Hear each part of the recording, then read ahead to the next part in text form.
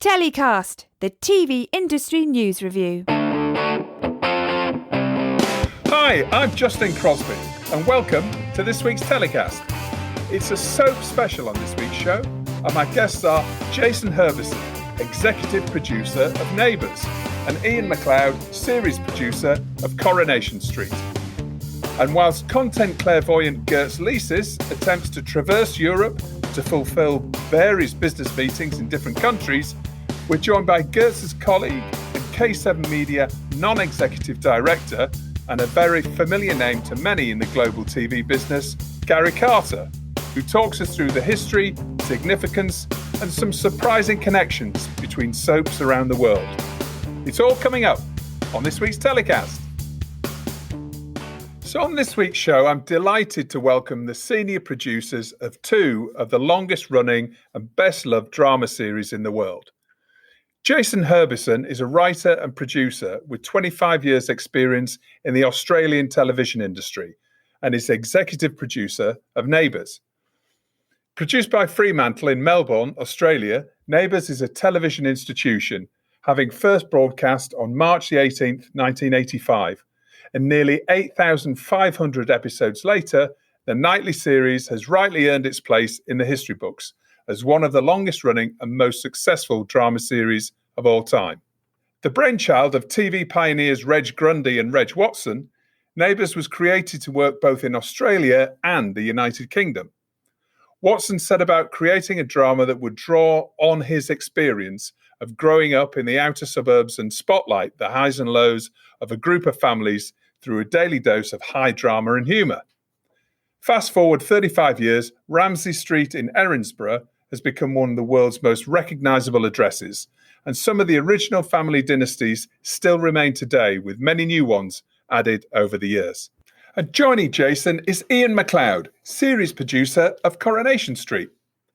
Ian started work for ITV in 2006, where he got his first foot on the continuing drama ladder as an assistant researcher at Coronation Street. Since then, he's worked in various roles, including story editor at Coronation Street and series producer at Emmerdale. Coronation Street was the brainchild of 23-year-old Tony Warren, whose first episode was broadcast live on the 9th of December 1960. Initially intended for a run of 13 episodes, the twice-weekly show was a runaway success. By the following summer, it hit number one in the weekly TV viewing charts for the first time. Original characters such as Ina Sharples, Annie Walker and Elsie Tanner became TV icons over the next 20 years. In 1969, the show began broadcasting in colour, and its popularity continued to grow, with an exterior backlot created, allowing the street to move out of the studio for the first time. A third weekly episode was added in 1989, with a fourth following in 1996. The show's 50th anniversary in 2010 featured a dramatic tram crash in a flawless live episode. Since 2017, Coronation Street has been broadcasting 6 times a week, and issue-based plots have taken their place alongside the familiar, heartwarming and emotionally charged stories that have been the backbone of the series since the start.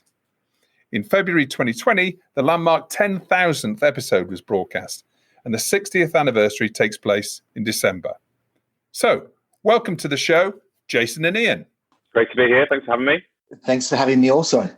It's fantastic that we have two senior producers of the longest running and most respected soaps in the world. We're really honoured to have you guys on the show.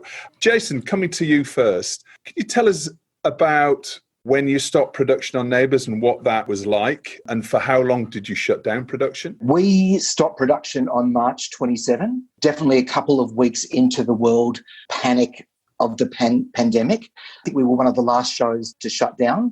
It had been a couple of very difficult weeks before that as we tried to figure out what was going on and what was happening around the world and what the future was going to be. But we shut down on March 27.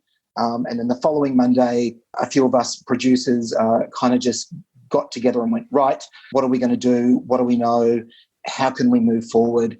And we came up with a plan, and then we were back up in 3.5 weeks after that. 3.5 weeks. Wow. I expected that the shutdown would have been a lot longer than that. Which channels does Neighbours currently go out? And it's Channel 5 in the UK, isn't it? Yeah, Channel 5 and Network 10 here in Australia. And how did you handle the shutdown with those networks? How many shows did they have in reserve? Well, two parts to the question. Both 5 and 10 were incredibly supportive.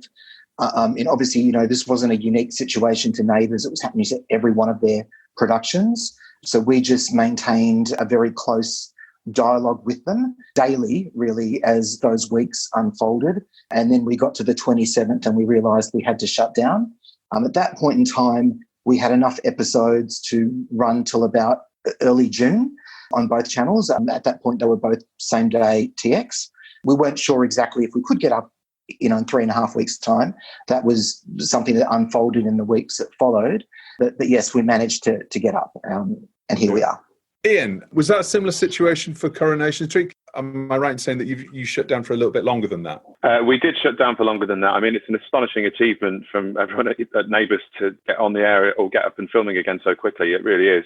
In our case, heading into lockdown was made more complicated by the fact that I had coronavirus at the time. I certainly think I did anyway, even down to having had the mysterious COVID toe, as it's now called. So I was really, really quite unwell for the last 2 weeks of filming, and my wife is the assistant producer, so was running the show very ably in my absence. But as I'm sure Jason will attest, it was really challenging. Certainly in this neck of the woods, you had anyone that had any kind of symptoms quite correctly was self-isolating, but that meant that actors were dropping like flies. I went back through a script recently from around that time, and one of the scenes I think had been rewritten 4 times to take out this character and put this character in to replace them, and then that character had to be removed, and then another character had to be removed, and then therefore the scene was suddenly only one person, which wasn't going to work. So then a whole new scene was written, and then somebody was taken out of that because they weren't able to come to work. So it was kind of extreme chaos, and then followed very quickly by absolute silence because we shut down. That happened very abruptly when it became apparent the situation wasn't safe. So we went from that kind of chaotic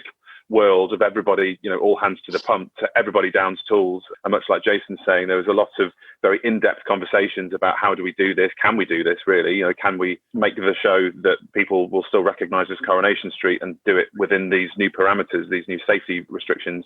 And we quite quickly decided that we could, but it required a huge undertaking in terms of rewriting scripts. I think we rewrote from top to bottom about 80 episodes worth of script to conform to social distancing, to remove location filming. It was a mammoth task really from our writers and our script editing team. But it genuinely was the case that on day one, the big question was, can we do this? Is it safe?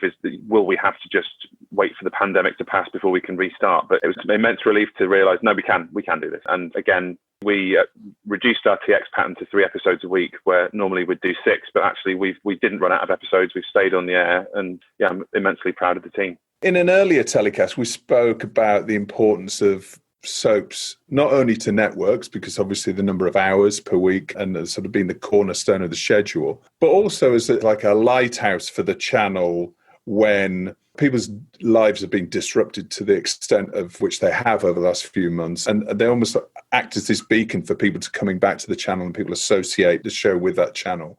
How about the audiences? Because obviously it's a way of life, Coronation Street, to the audience.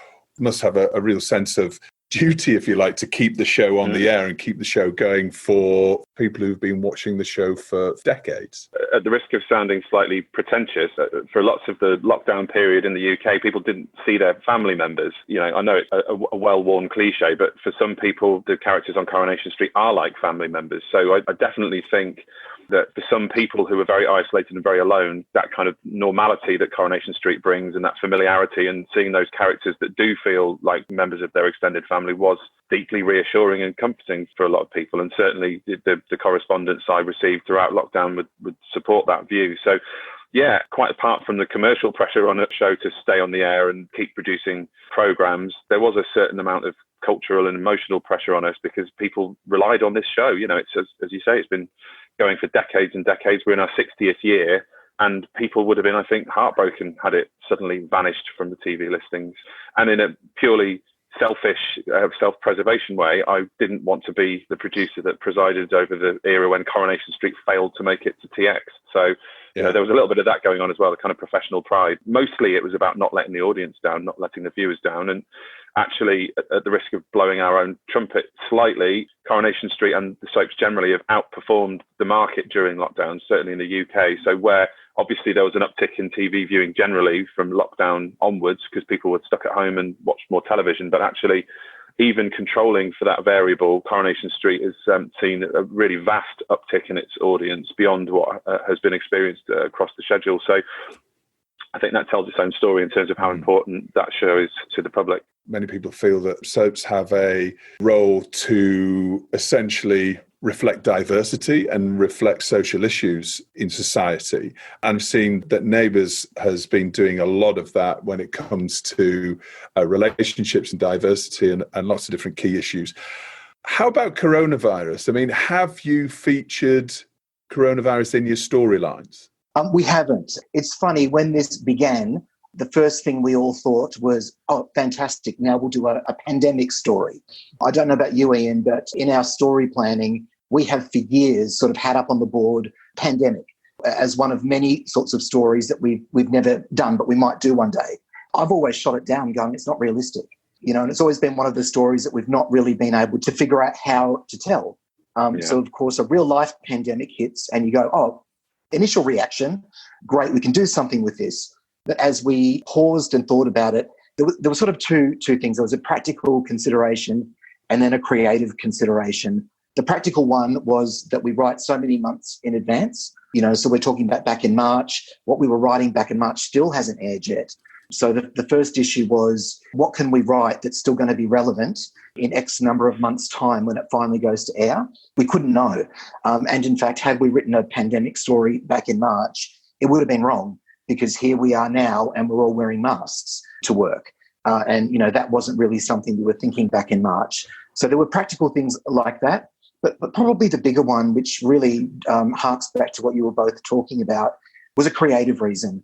I certainly thought about it and thought, it's so grim out in the world. I know how I felt personally, even 1, 2, 3 weeks into this back in April. It was just so grim. It was so overwhelming. And I just thought, do people really want to watch Neighbours and feel this? And if I could have done it in time and made it relevant, then it would have been a different story. But putting those two pieces together, it probably was not something we should try to do. But having said that, we have done little things. I think we all recognise that even when this is over, the world is going to have changed. Our behaviour is all going to be quite different, probably for years. So we have incorporated little things like that. I kind of think of it as though it's as if the pandemic did hit Australia, but it sort of passed by our suburb. And our people in the aftermath have maybe picked up some of the, you know, the hygiene or the social distancing. They've picked up some of those things, but we haven't actually shown, you know, the full brunt of it. Will you refer to it happening or no? We were in the middle of doing a big story about one of our playing areas turning green, becoming environmentally sound, you know, reusing things, all this kind of thing. And it was quite a big story. And as we were filming this story, suddenly we're like, actually, we can't do any of that anymore. We've got to have disposable everything. Nobody can touch anything. So we actually had a storyline that, you know, itself, it was going to be too contradictory if we did this storyline about our workplace turning green, but at the same time we're talking about a pandemic where suddenly everything is plastic and disposable and in bags. So you're reflecting behavioural change, but you're not explicitly talking about the COVID-19, essentially. That was our choice based on everything I just described. There were a few factors in there. I know some shows are referencing it, and I'm really interested to see how they are. I really support them in that choice as well. But we felt, for a multitude of reasons, that we couldn't. Now, that's not to say that at some point in the future, Paul Robinson isn't going to make some remark about, you know, thank God that pandemic's over or something. In terms of what we plotted, in terms of what we were filming, in terms of the behaviours of our characters who did still need to interact. I mean, of course, we've got all of the protocols in place as we film the storylines, but we make it appear as though they're touching each other and they're having all that contact.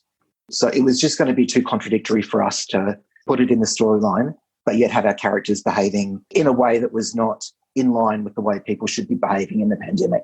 How about you, Ian? What choice have you made when it comes to being explicit about COVID-19? Our starting point was very similar, which is that I don't think people tune in at 7:30 to watch a kind of COVID-heavy episode of Coronation Street. And certainly during most of lockdown, all anyone spoke about all day was coronavirus, and you kind of want to turn on the TV and see something that will take you out of that world for a little bit. But so we wanted to make sure our stories were not really about coronavirus. We've gone a bit further with the kind of visual evidence of the pandemic. We did have signage up in the Rovers saying, please maintain 2 metre distance. And people have been wearing masks going into shops in the most part. And there's lots of evidence of hand washing. And there were some gentle references to lockdown type experiences in dialogue. So we went slightly further with our depiction of it, but we also felt like, we don't want to have a story in the show where somebody gets desperately ill as a result of catching COVID-19 or anything like that. So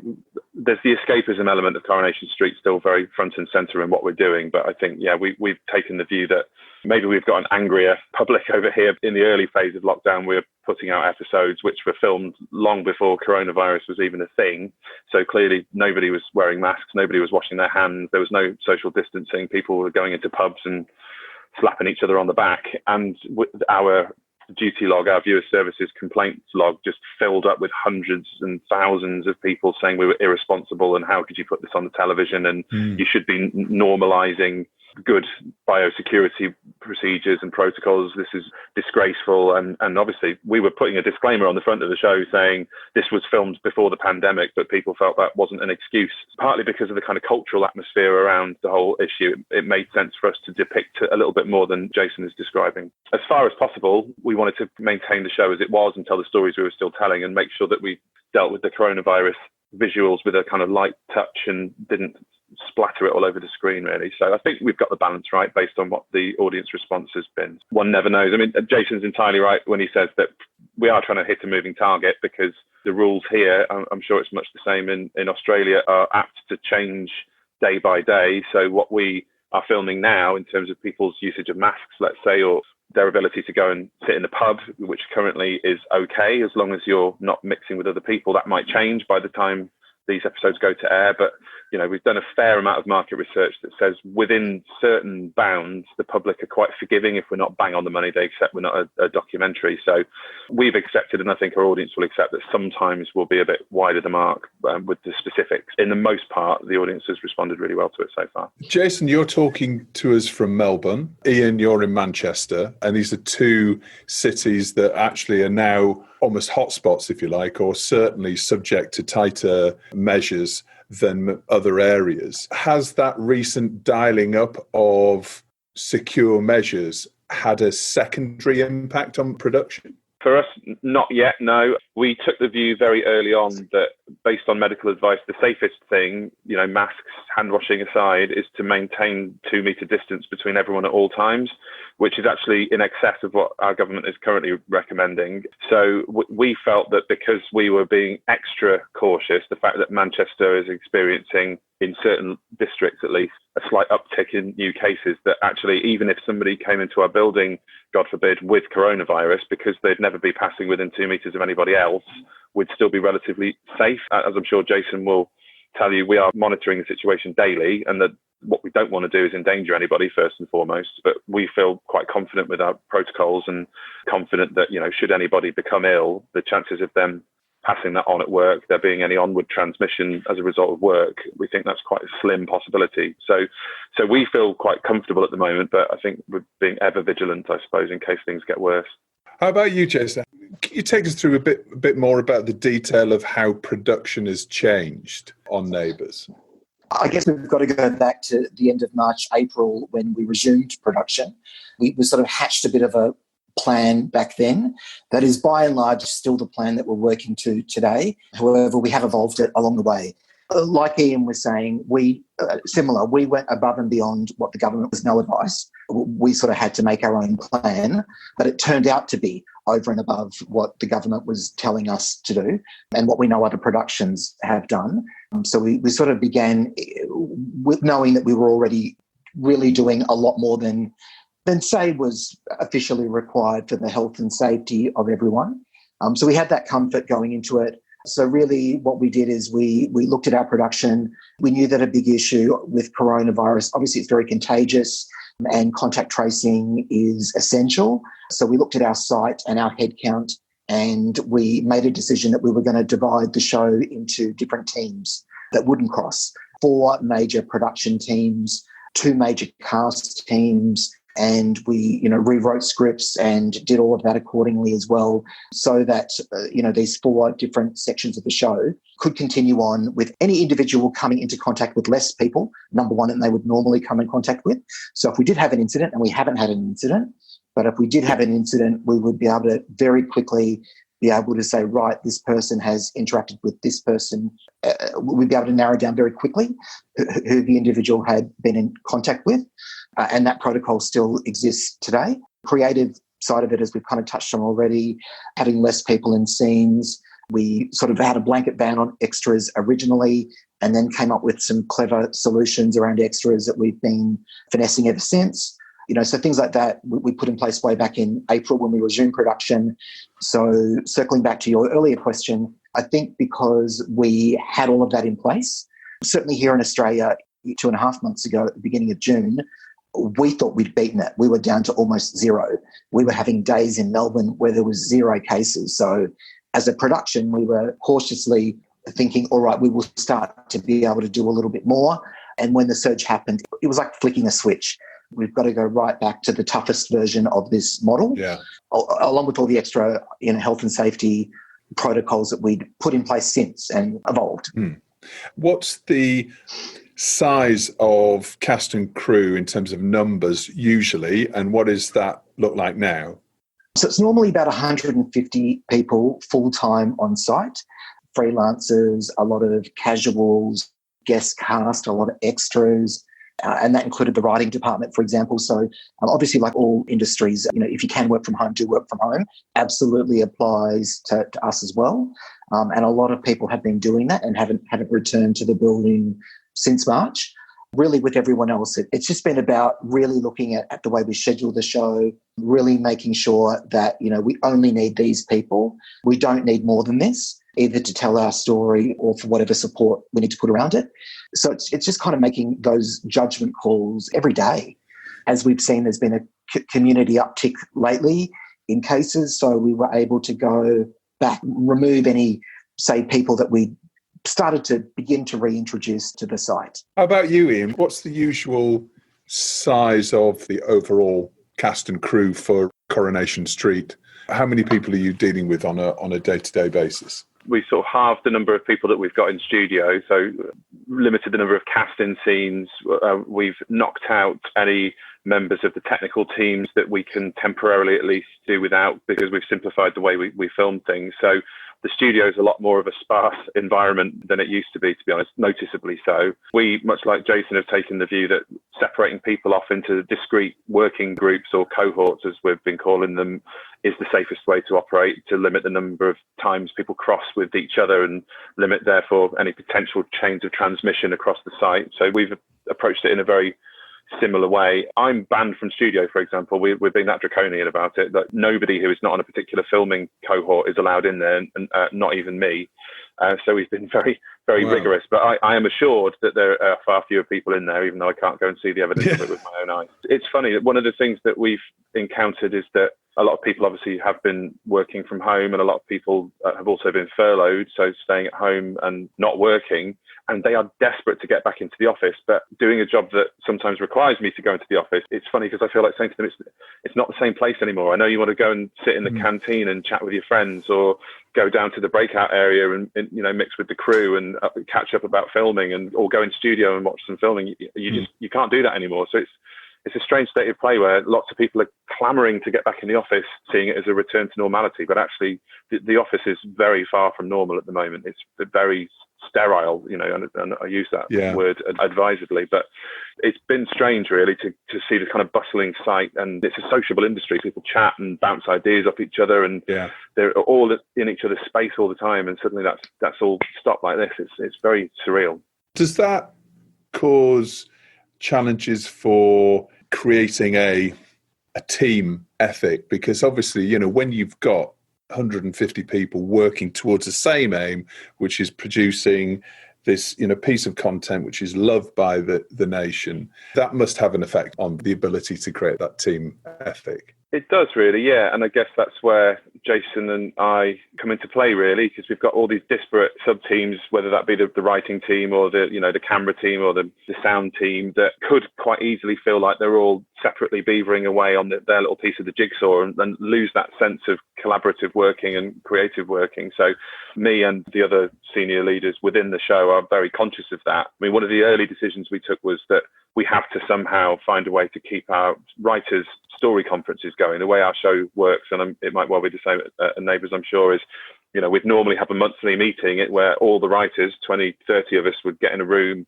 and just spend 2 days thrashing out what it is that we want to do on the show for the next 6 months, 12 months, 2 years, and coming up with all the storylines. And clearly now we can't do that. So we thought, well, that there is an option to just scrap that. I mean, some of the shows work in a different way where the writers are less involved directly in the shaping of the narrative for the show. And mostly it's the producers and a more scaled back team that would do that and come up with all the ideas, and the writers would essentially implement them in the script.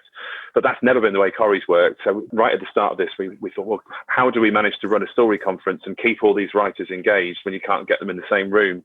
And that's been a real challenge. I know we're all used to video calling and video conferencing now, but if you can imagine 28 very opinionated people pitching and shouting and counter-arguing each other on a Zoom call, it could easily have been chaos. Even stuff like that where you think, oh, it's easy, we'll just get them all on a video call. That required sort of meticulous planning and sort of mind-bending technical stuff. So it's stuff like that where you have to somehow find a way to keep all these people engaged, because the easiest thing to do would just be to send them their brief, let them get on with it. But I think what makes these shows magical is that kind of family vibe and that collaborative feel. And let's be honest, we both put out such a vast amount of minutage week by week that unless you've got everybody pulling together, it just wouldn't happen. So it's really business critical to keep people engaged. And so for you, I suppose it's a different type of challenge. It's like a leadership challenge, right? To a certain degree, both of us, I would imagine, have to be that kind of figurehead in tough times. And all soaps go through tough times, probably none as tough as this, but I'm sure Jason will have worked through crises of one type or another where in a smaller way, you've got a really big story about a particular character who suddenly becomes unavailable.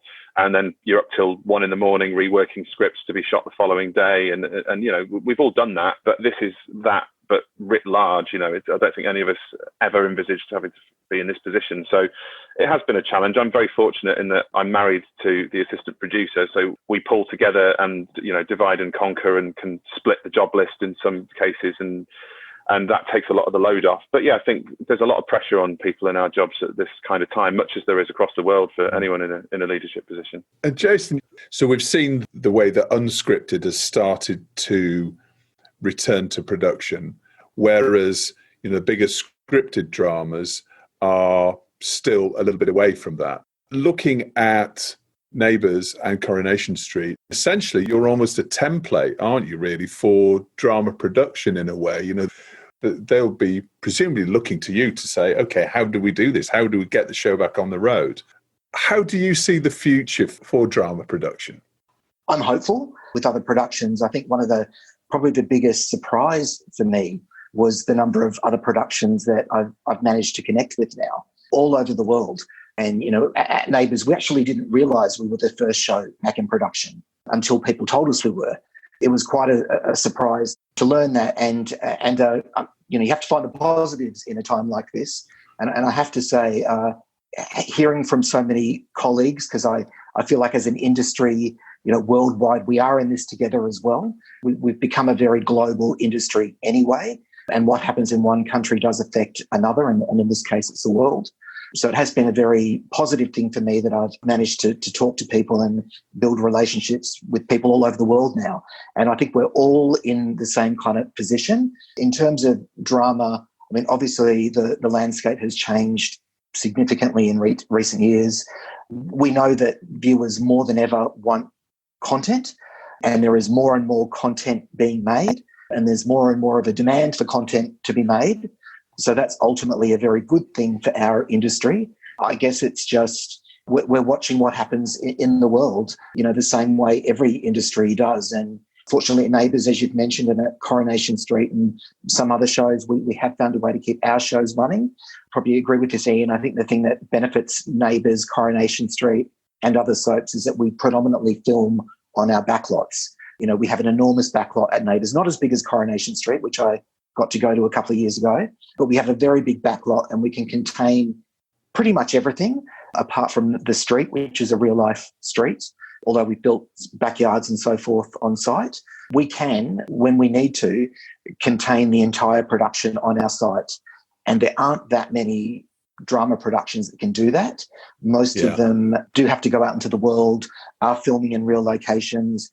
That, I think, is the big difference that stopped a lot of high-end dramas getting back is just the scale of them, the number of people involved, and the fact that they've got to go out into the world, and they're not allowed to go out in the world at the moment. And obviously it's studio space, I guess, is another big issue there, because there's going to be a backlog. Somebody's put a log in the dam and it's going to get taken out at some point, and then it's like when everybody's ready to start venturing out, it's like, well, the studio's price is presumably going to be at an absolute premium. Again, we're lucky at Neighbours. I know Coronation Street is the same, that we have a big site. But you're absolutely right. I mean, we're looking at other productions at the moment, and we can see there's going to be a cluster when the green light is lit for them all to get back up. Ian, have any other drama producers been in touch with you for tips and for a bit of advice about how they're going to get back to work? With the production as a whole, not with me specifically, really. But as Jason's saying, all over the globe, people are sort of peering over the fence at what everyone else is doing, going, how are they doing that? So there's been a lot of collaborative efforts gone into what we're doing. It's certainly in the UK, the whole soap industry has gone at this with common purpose, and there's been lots of sharing of best practice across, EastEnders and Coronation Street and Emmerdale and Hollyoaks and everybody, because it's in all our interests to keep this fantastic genre alive, really. Just to echo what Jason's saying, we are incredibly fortunate that we can just pull up the drawbridge and make our show on site, really. And that was one of the first things we had to do, was stop location filming, because typically out of a 10-day shoot for a week of episodes, we might have had a day, possibly two, where we might have done some location stuff, and that instantly went in the bin, which wasn't without its challenges. But I have counted my blessings several times that we've got this brilliant bespoke facility to use, and it's just forced us actually to refocus our storytelling on the geographical locale of Coronation Street, and Coronation Street's cobbles are almost as much of a character as some of the characters, if you see what I mean. So refocusing the action onto our lot and onto those cobbles has actually been a good thing, I think, in a lot of cases. So, but yeah, it was funny with the exterior studio space. There was a period where you could have picked up a whole studio complex for peanuts if you're doing what we're doing, because nobody else was filming. But it will, I think, very quickly swing the other way, where it will be standing room only. Actually, it's good for us that we have brought all our filming back to site, because I think when all the other dramas fire up again, as you say, you won't be able to get a studio for about a 150-mile radius of Manchester, I wouldn't have thought. So now it's time in the show where we get to look at your hero of the week and who or what you're going to tell to get in the bin. Jason, coming to you first. Who's your hero of the week? Okay, a real gear change, but I did see that some past participants had gone to politics. My life at the moment is the show, my family, lockdown, and American politics. My absolute hero is Kamala Harris, closely followed by Michelle Obama. I'm just, filled with such hope and such warmth and respect for what's coming out from those voices in America at the moment. And I'm going to stick with the VP and put Mike Pence straight in the bin. Right. Okay. Ian, how about you? Who's your hero of the week? Well, oddly enough, similar territory, really. And I back in a previous life, I was a journalist. So I'm always very admiring of journalists sort of sticking it to the man. And I'm sure you probably all saw a journalist from Huffington Post called S.V. Date earlier asking Donald Trump whether he, quote, regrets all the lying, close quotes. And I just thought, okay, as an out-and-out pure act of journalism, he knew he was not going to get an answer from the president on that point. So you could argue it's just a bit of grandstanding and a bit of provocation. But on the other hand, I mean, high five to that man. I just thought it took some real chutzpah to just come out with that straight to the most powerful man on the planet, we're told. So good for him. And in terms of who or what should get in the bin, to avoid being too party political, I will merely say the A-level exam fiasco, just all of that needs to go in the bin. And I'm sure I speak for a whole swathe of 17, 18-year-olds who had their hearts broken over this. That whole thing just needs to be put to bed permanently. I thought it was a complete shambles, and I felt for them, really. It's just having gone through 3 months of isolation and anxiety and not seeing your friends at a time of your life when that's like the most important thing, to then suddenly be told that you're not going to get to go to university because some algorithm decided you weren't worthy of the grades you thought you were. I mean, what a mess. So stick the off-qual exam algorithm in the bin. There you go. That saves me having to name a person. Yeah, excellent.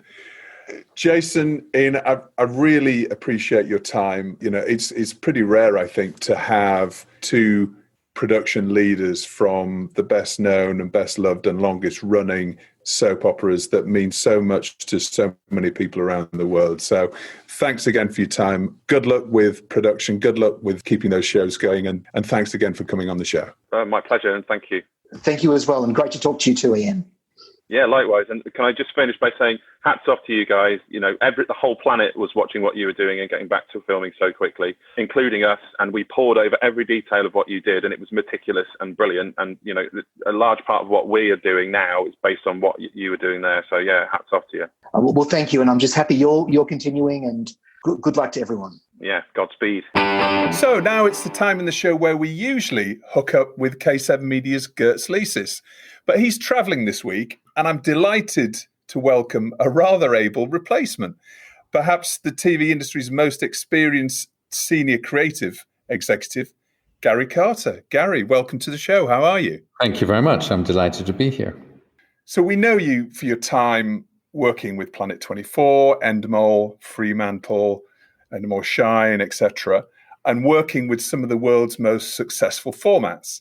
And now you're on the board at K7 Media, amongst other businesses. But what I wasn't aware of is your passion and your experience in the soap opera genre, which we're focusing on this week. Tell us a little bit about that. I know, I guess it sounds a little bit unlikely, maybe. I trained originally as an actor. And while I was training as an actor in South Africa in the 80s, it was also the last wave of radio soap opera in South Africa. So television arrived in South Africa about 75, 76, and even then was very limited to an hour first a day and then 2 hours a day. As a result, there was a very, very strong radio habit, and mornings were dominated by radio soap operas. And I essentially put myself through drama school by appearing in two long-running radio soaps, The Valiant Heart and Berenice, Queen of the Jews, was the other. I started working, and I became fascinated with their ability to reflect and influence society. When I stopped working in the theatre, I began working as an agent for Tony Hancock's brother, the late Roger Hancock, and his business partner, Brian Codd. And they represented a generation of comedy scriptwriters, producers and directors who'd gone from the music hall into radio, into television. And working with writers was very much the stuff of the agency. And the directors had quite an editorial role. So I kept my relationship with writing, as it were, during those 10 years.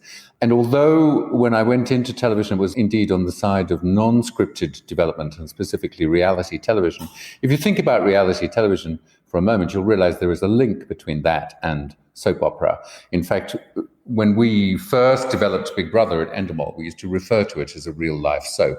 And we often used the expertise of soap opera writers and producers in setting up the production of the show.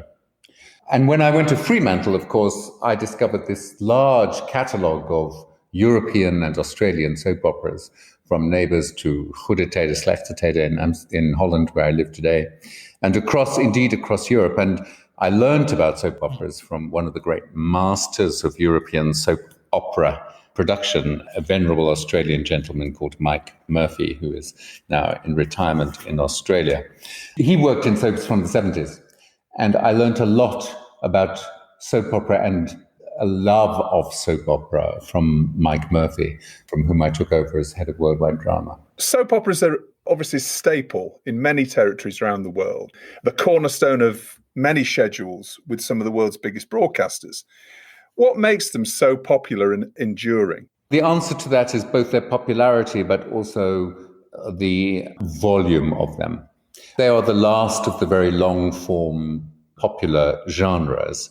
And of course, although they are expensive, very expensive in terms of an annual commitment, at a price per unit price, they're quite reasonable. And they have retail value, as RTL and Fremantle discovered with their soaps. So I think it's a combination of traditionally high viewing figures and centrality in the habits of the viewers. It's the price point from a broadcaster's point of view, and I think as a subsidiary impact for the industry, although that is not why broadcasters get into them, they are extremely powerful as talent training grounds, both for performers and for backstage people. Can you take us through the history of the modern soap opera? This is my version. It's a bit partial, right? So, because I'm not an historian of soap operas, but I make a distinction between European and Australian soaps and British soaps and American soaps. American soaps tend to be what Americans would call aspirational, very, very glossy, improbable, extremely good-looking people, and very, very sort of dynastic in their structures and their concerns, with clear villains and heroes. They also, as a form, pretty much are dead, right? I mean, they have all been decommissioned, sadly. The European ones and the Australian ones we can link together because the European soaps, by and large, and it's not entirely true, but it's generally true, are the descendants of Australian soaps. I'll come to that in a minute. Then we have a very powerful flowering of popular soap opera-like structures in the Southern Hemisphere. So in South Africa, there is an extremely vibrant soap opera production business, a large number of soaps on screen. You get a similar position in Latin America, where, of course, they've taken a slightly different form in that they typically are telenovelas. They are long arc stories with an ending, Ugly Betty being the classic. And then there are a few outliers. I can't speak about Asian soaps, but there are a few outliers even in our territory, in the sense, or my territory in Europe, in the sense that there are Turkish soap operas which are very powerful and others like that. But really what I know are the Western European ones, the Australian ones, and the British ones. And in last 3 or 4 years, I've started to work amongst the British ones because I consult to Channel 4 and Lime Pictures on Hollyoaks. The reason why I say that the European soap operas are the descendant of Australian ones, and the connection between my work in the format industry and soap operas is that most of the European soaps, the primary ones that are still on air, were sold into Europe by Grundy Television as formats. Grundy, of course, was then acquired by Pearson, and Pearson is, of course, one of the dominant parts of Fremantle. And so these European foreign language or non-English soaps descended from Australian ones are still very vibrantly alive in countries like Germany. And the aforementioned Venerable Mike Murphy is the reason why that happened. When Grundy began to make an export business for itself from Australia, Mike was a key executive in selling formats and expertise, very, very tightly bound together, because in soap opera, more than in any other genre, perhaps there's a time-money equation of great complexity. Mike sold those formats into Australia. So as a result, Neighbours has 2 European cousins. There's A Place in the Sun in Italy, and there's Among Us in Germany. And Good Times, Bad Times in Holland, and Good Times, Bad Times in Germany are the descendants of a sale of The Restless Years to RTL Holland and to RTL Germany. When Pearson formed into Fremantle, the Worldwide Drama Department continued to develop formats for European soap operas, largely driven by Australian and New Zealand writers hired by Mike Murphy. And so the Finnish soap opera, the last remaining and only soap in the Nordics, Secret Lives, was developed in that kind of way. And the late Croatian soap opera, Rose of Love, likewise. Soap operas themselves came into this landscape in the 80s, at the time that European broadcasters were commercializing and indeed launching commercial broadcasters. These were sold to commercial broadcasters as a way of defining their brands as different from the public broadcasters in Europe. And the lasting legacy, which is largely kind of untold stories, is of drama formats preceding the rise and the traveling of game show formats and later reality formats and other forms of formats. And also that we have some unlikely partnerships. So in Holland, where I'm talking to you from at the moment, Goede Tijden, Slechte Tijden, Good Times, Bad Times, the descendant of the Restless Years, with a cousin in Germany, is on RTL and is a co-production, although most people wouldn't know this or titularly acknowledge it, is in fact a co-production between now Banijay and Fremantle. These kinds of relationships, I guess, are so much part of the landscape, and because they're scripted, we don't think of them as being about formats, but indeed they are. In a sense, did this export of soap opera from Australia, did that really pave the way a little bit for the formats industry as we know it today? Well, certainly Grundy learned a lesson or two in that business. I mean, Grundy, I think we can say, was the first perhaps non-American or English actor in the international format business at scale.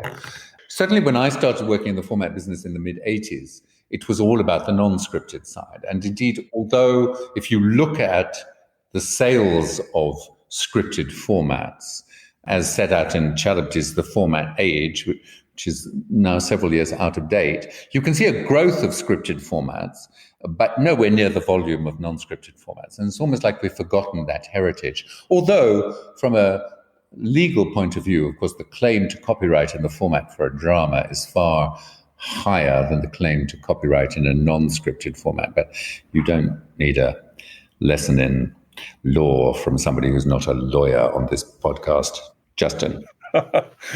No. That's fascinating, actually. I wasn't aware of really the lineage, if you like. But looking at soaps and their role, because obviously they have an important societal role, as well as there being an important commercial driver for lots of broadcasters. But what's their role for society? Is it to educate or is it to entertain? You might say it's a mixture of both, but how I think about it is that soap opera is the last vestige, if you like, of a kind of popular theatre expressing debate, satire, and seriousness about society. And as good soap operas mirror and shape public opinion simultaneously. And because they produce in such volume, and because of the nature of the subject matter, and I guess we'll come back to that in a while, and because of the fact that soap opera producers tend to be very, very serious, and writers tend to be very, very serious about communicating with their audience, even though the industry itself is quite flippant and dismissive of the genre, a lot of charities and public bodies want to work with soap operas because the heartland subject matter is very, very close to them. So, for example, if you are like Channel 4 did last year, in Hollyoaks, if you're dealing with the grooming of a 16-year-old boy by a pedophile football coach, the writers, the producers, and the broadcaster feel very strongly the responsibility to tell that story accurately.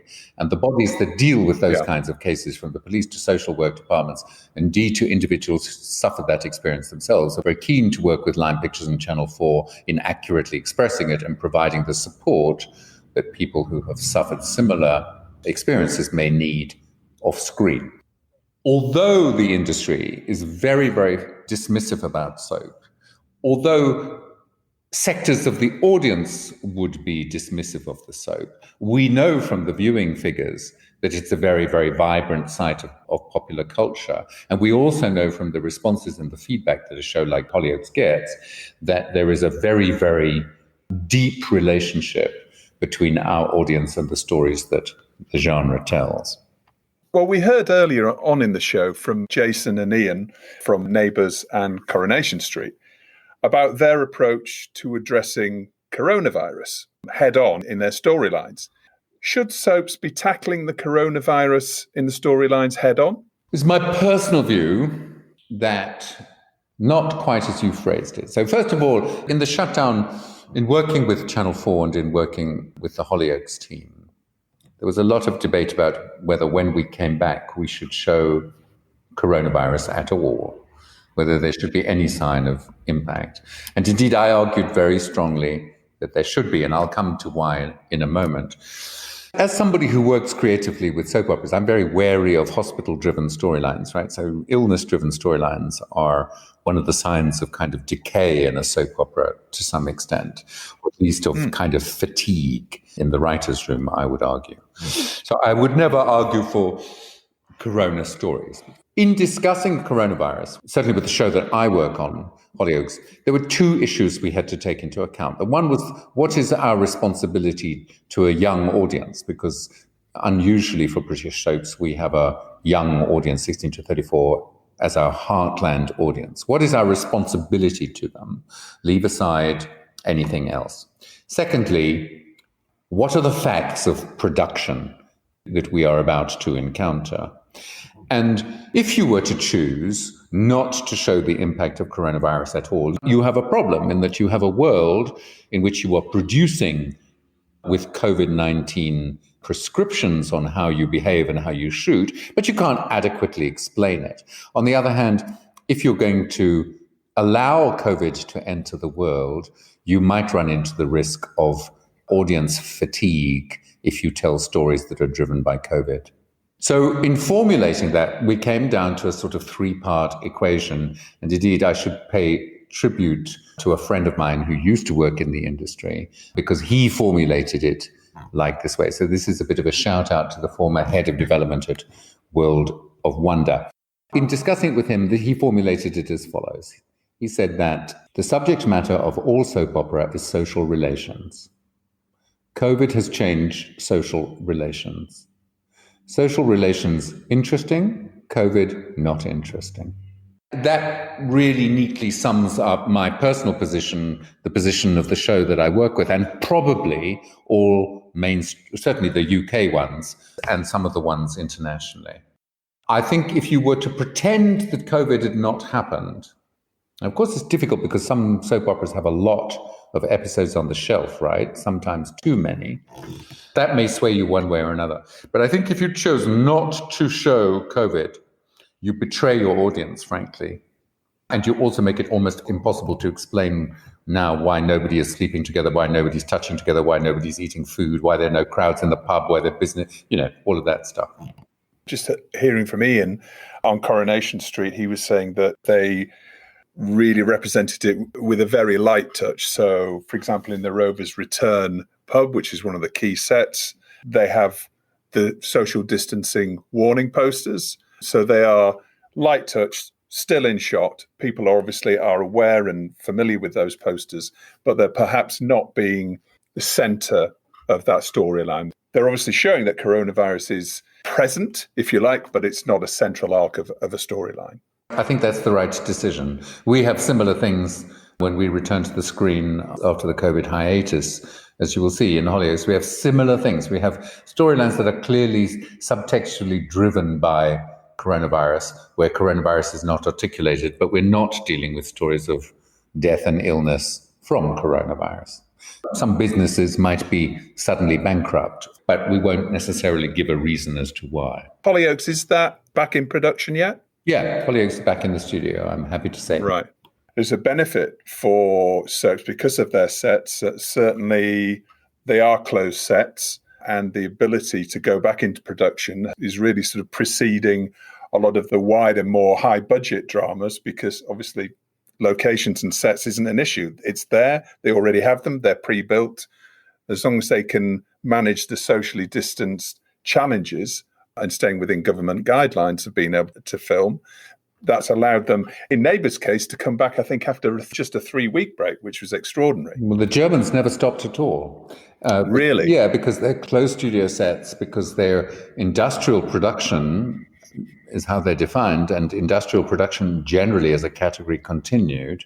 And once the 8 pages of protocols had been agreed between UFA, the Fremantle company, which produces a large number of soaps in Germany, they just continued with production. Quite successfully, actually. And I think that this is one of the things that's been quite interesting for soaps, is that working with a new set of restrictions, I think, has caused a greater emphasis on the writing itself and on the performance of that writing by the actors. The arrival of new limitations have been something of a creative prod to writers and performers because they have a different set of problems to solve than the ones they usually do have. Over the last few years, particularly the last 5 years, I think we've seen this dawn of a golden age of drama, if you like, emerging, triggered, of course, by the streaming boom. Now, that's obviously on hold now. And just to give an idea of what major dramas have been delayed, there was an excellent piece of the Sunday Times which lists Stranger Things, Succession, Killing Eve, Line of Duty, The Handmaid's Tale, Midsummer Murders, Gentleman Jack, and Peaky Blinders, amongst some of the high-end dramas that are now on hold, or certainly they're not going to deliver and appear on screens until next year. Do you think that there is a link there in terms of drama? Do you think that it could lead to a resurgence for the soap opera, for consumers to need their fix of drama programming? Do you think that that could be something that would lead them back to the linear broadcasters? And I think, first of all, the idea of a golden age of anything is nonsense if it's defined by the people who lived through it, right? I mean, just as a sort of intellectual exercise, that's nonsense. It's like me telling you what the greatest pop songs of the last 100 years. Well, guess what? They're all going to be pop songs from my lifetime. The fact is that I think that what the streamers did was invest so heavily. So yes, there was a business boom. And because they were streamers and they were largely subscription, they were able to deal with much more complicated, adult, and in some cases sexualized or violent or difficult subjects in a way that network drama, particularly in America, had been unable to do. I suspect that the streamers are currently facing a problem that you don't highlight, and that is that a lot of their commissioning is quite dystopian. They must be wondering, what is the appetite for dystopian, drama with lots of people in fully protective clothing walking through radioactive environments with torches in their hands? What is going to be the audience's desire for that kind of material? Now, we know that soap operas fulfill a kind of societal function. Even a show like Hollyoaks at Channel 4, you might be surprised to learn, still has a large number of its audience watching it in real time at the first broadcast in a social context. And that, I think, is going to grow. That clearly has grown during lockdown. It's the desire for people to have things to watch together, to be collective. I'm not sure that that's going to cause a return to commissioning soap operas. We, as a soap opera community, let's say, have a very important role to play. And I do think that we will get bigger audiences, and coming out of this is going to be an opportunity to bring back lapsed and casual viewers to all of the soap operas. What I don't think is that it's going to lead to the commissioning of more soap operas. They're a very heavy investment. They take 18 months to 2 years to establish. They're enormously complicated, in fact, to cancel once you've established them. And because of their relationship with the brand of the broadcaster, they typically run for very, very long periods of time. So just to summarize, I think that what we will see is renewed audience interest. Well, we know we are seeing that already. We know there's an opportunity to bring lapsed and casual viewers back into the soap opera habit. And perhaps there is a chance to break a particular problem for soap operas. And that is that you are more likely to watch a soap opera if you grew up in a household that watched soap operas. So you inherit this habit from your family. If you grow up in an age of streamers where nobody has shared habits, you are unlikely to find your way to soap operas, I would hypothesize.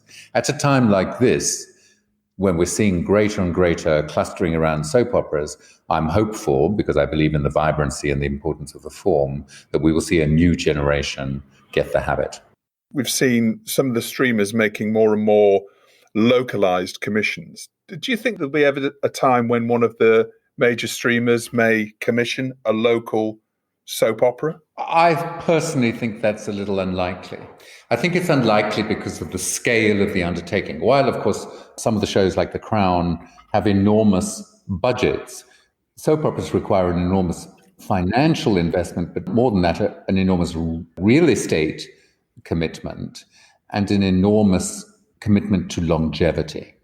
I know of no countries that have successfully, even though they continuously experiment with it, I know of no countries that have successfully gone from a telenovela structure, a long form but closed arc scripted series, and converted that into a soap opera, an endless soap opera, which has been tried a lot, particularly in countries like Germany and in South Africa, but I've never known it work. I can't imagine that a streamer would go into these kinds of waters, and I can't imagine how it would function in the absence of a schedule, basically. I can imagine how it would function in what is essentially what we used to call the long tail model of streamers. But I think it's unlikely. Also, it requires a particular kind of expertise from the commissioners. Being a drama department in a broadcaster that's looking after several soap operas like at ITV is a particularly relentless and detailed and experience in requiring skill. I don't see streamers investing in those kinds of people in-house. Gary, thank you so much for coming on the show. This has been fascinating. I've learned a lot about soap operas and really grateful for you for spending some of your day with us. And hopefully you'll join us again on the show in the coming weeks. I would be delighted if you'll have me. All the best. Thank you very much. Well, that's all for this week's show. As always, thanks for listening. I hope you enjoyed it. Please remember to rate and subscribe to the show and share it with friends and colleagues on social media. If you want to hear about our MIPCOM advertising and sponsorship packages, please email justin@boomdialogue.com. That's justin@boomdialogue.com. TellyCast was edited by Ian Chambers. Next week, we're looking at unscripted formats with two of the TV industry's leaders in the field. So, until then, as always, stay safe.